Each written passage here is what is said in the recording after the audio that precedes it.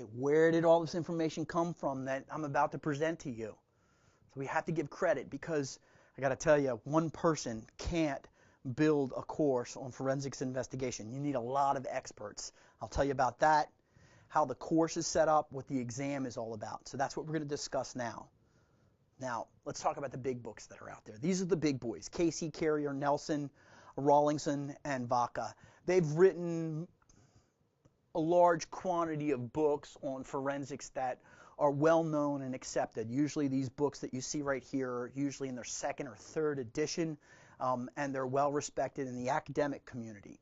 So if you were to pick up the Casey book, you would probably be able to, once you've read through that, you will probably be able to communicate with somebody who had taken a forensics investigation course in college. Because remember, we're trying to attack this from all the different angles in education. We're trying to say, okay, people coming out of college have to learn about it from this aspect, and we as technologists have to come at it from this aspect, and we'll be able to have a common communication line. So I think Casey's book is a really great tome on this. A newer book in here is Carrier, and this only focuses on the Windows forensics and the Windows file system.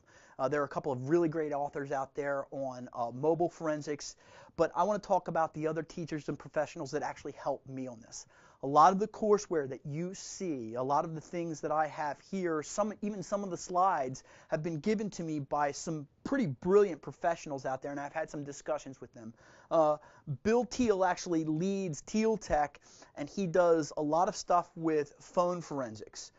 Dr. Matthew Sorrell has done a lot with investigation on digital forensics when it comes to imaging, and we're talking usually about voice and video and GPS processing. Don Murdoch, who gave me a great deal of help with a first responders area, is just a certification god out there. He's got all of the certifications necessary to do the GSE from SANS. He just doesn't have the time because he works a full-time job at WellPoint. And finally, Timothy, he'd done research and development for the Defense Cybercrime Division. So he's in the government side of things. He just helped me out immensely with this course. And these people, I want to thank them right off the bat. If I don't cite them on a particular slide, know that their input is here. And when I can cite them, I will say, well, this is, what Tim or what Don or what Matthew said.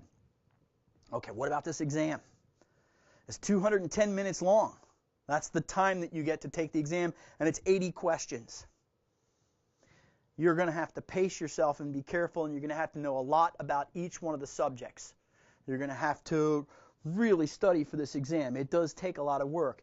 In my preparation for the exam, because I don't go to somebody else and teach, I actually do a good job of absorbing the books and spitting them back out for you.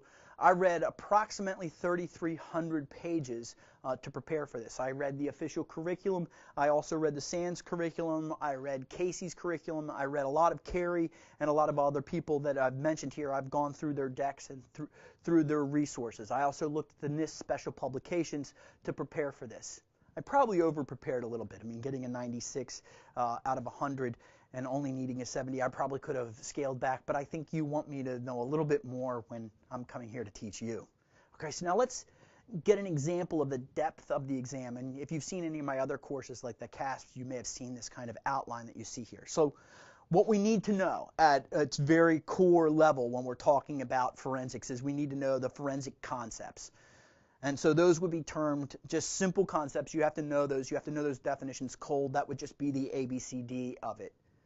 Okay, what are the steps? When we talk about a particular forensics process, let's say we're talking about the topic of phones. What are the steps involved in capturing the information from a phone? How do you actually extract that data? And that's going to be very different than when you extract it from a network or from a wireless or from an actual physical computer with a disk drive. It's also going to be different for a disk drive versus a flash drive. So what are the steps in that process? That's for each one of the elements in the set because it's going to be different. And then what is the evidence that you gain when you do those steps? What thing can be revealed, and what does this mean when it comes to working with the court? So you need to understand the concepts, the steps to achieve the capture of evidence, and the evidence itself and what that evidence actually means. So here's a little example. Given this set of evidence, the E, the H, the K, and the J, Given this evidence, what are the steps or concepts based on this evidence? We could also flip this around and we could say, what are the ways to address this? How will we address this? And we need to say, okay, well, we would go after it this way. This concept would apply here. Or, oh, you're talking about steganography. Well, we would use steganalysis, and there's a steganalysis tool that actually does that. So that's kind of the depth of the exam. If you were to look at this and compare this to something like the CASP goes one level deeper and it says, okay, how would you manage this and deal with this? And so that's the depth of the exam.